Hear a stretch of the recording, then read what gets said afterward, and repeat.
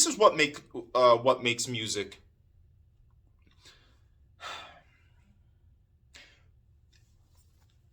My other video when I titled Art Convention or something like, I think the thumbnail says Kanye West is not a musical genius, something like that. Or in one of those videos, I talk about the difference between, the artsy music or art music or just conventional music, or the artsy artist versus the conventional artist. I believe that's the.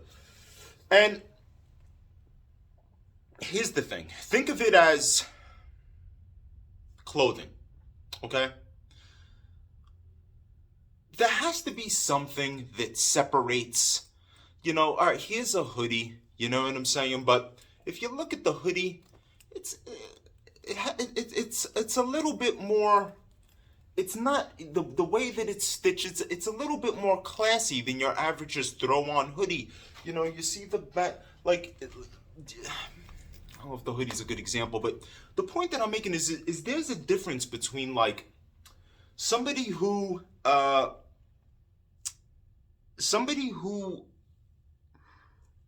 is gonna order a bunch of hats, a bunch of blank fitted hats, or a bunch of blank snapbacks, and then just like upload a font that already exists, and then you're gonna, here's my name on a hat, and the company's gonna print it up, and there you go. You wouldn't call that person a fashion designer. A lot of artists are that.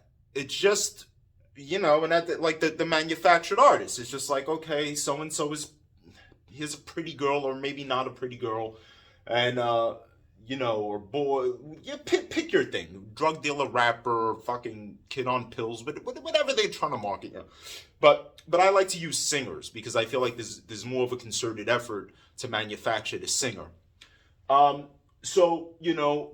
Or how are we gonna market you? And they're deciding what the sound. They're deciding before it even takes place. They're deciding. Like what the sound's gonna be based on what she looks like and how they think they can sell it. This might not go on so much anymore because now a lot of it, getting famous relies heavily on the artist these days. Music is just kind of naturally independent, but there does still exist the whole manufacturing of artists, and they're going to decide how are we going to create you, and they're deciding this which is phenomenally hilarious because you're like, we're just going to manufacture everything from the start. We're going to decide the product based on the buyer.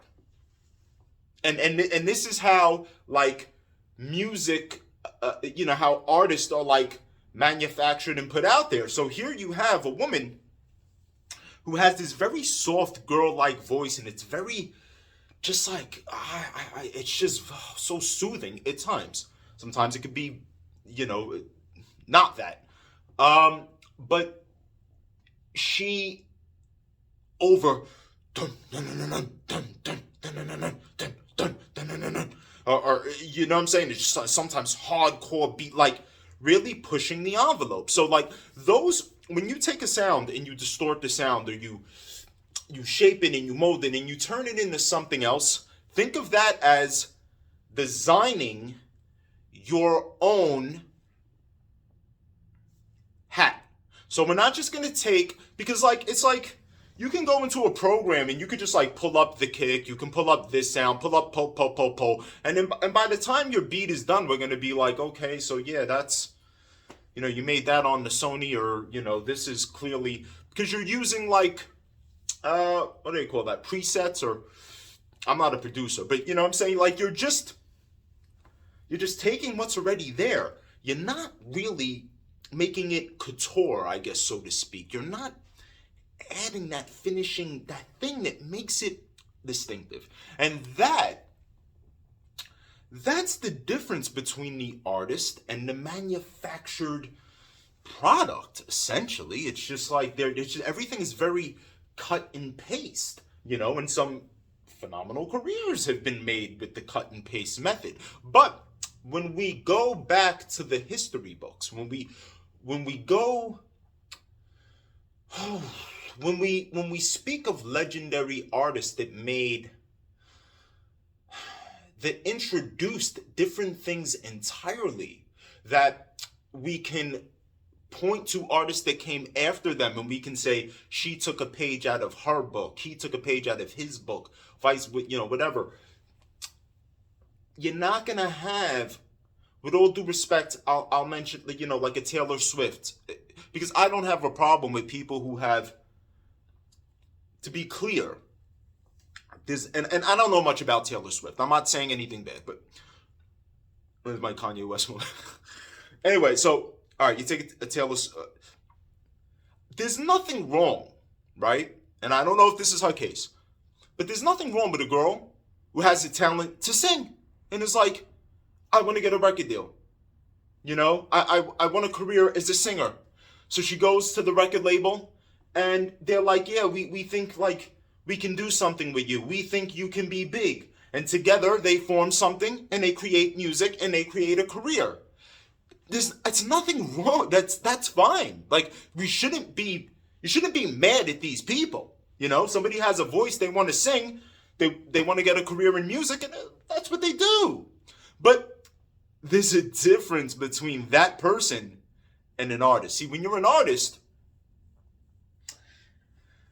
artists come with a lot of principles, and you come with a lot of convictions, because you're not gonna just sing on anything.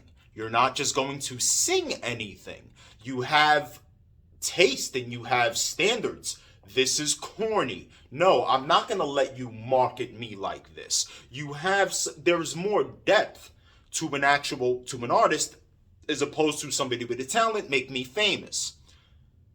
Nothing wrong with that. But I'm just pointing out the differences between the two. So when you look at Bjork, you have somebody that, realistically, you couldn't, even if you wanted to, and I think that's the beauty of her, you couldn't make her conventional if you tried. It's just, how do you do that? That's not possible.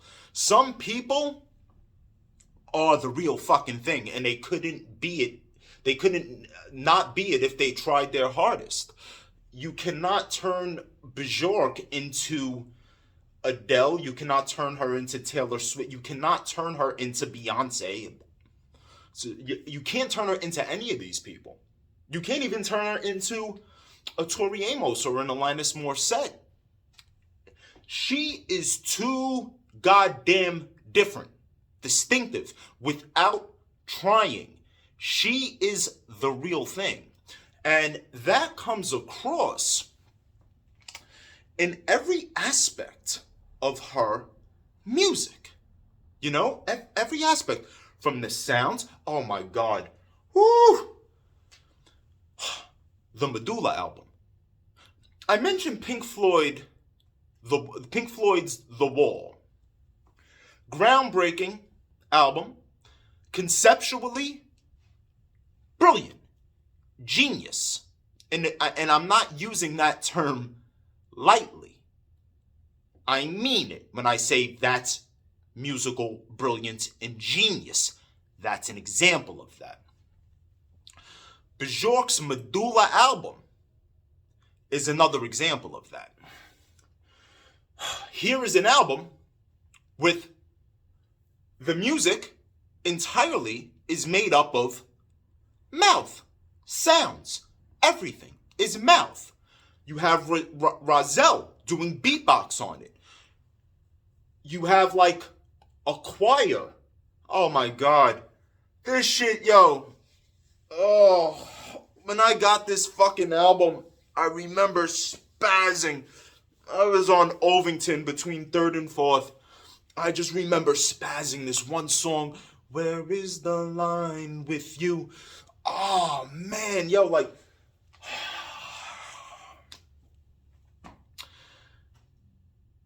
listen to that album, okay? I had to stop myself. I was gonna say, go get that album. We're in a day and age where you don't have to go get go get an album. You know, we're fortunate. All you gotta do, type on the phone. Here's this. You know, Medulla. That album is the shit.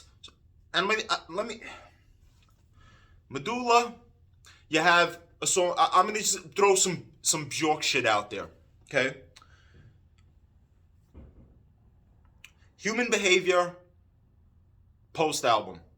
Hunter, Homogenic. I'm gonna skip a bunch of stuff. I'm not gonna name.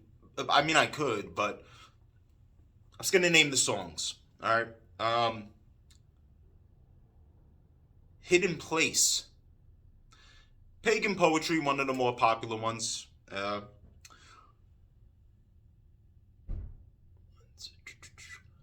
Whole Medulla album. I'm trying to think what else. There's some other shit too, man. Oh, Earth Intruders, actually produced by Timbaland. I'm gonna leave you with those. You know, what's the point? I'm gonna end up listening. If nothing more, check that shit out. That's the reason why I was such a Bjork fanatic. That's the reason why. Second here. Another song you can check out if you want, actually.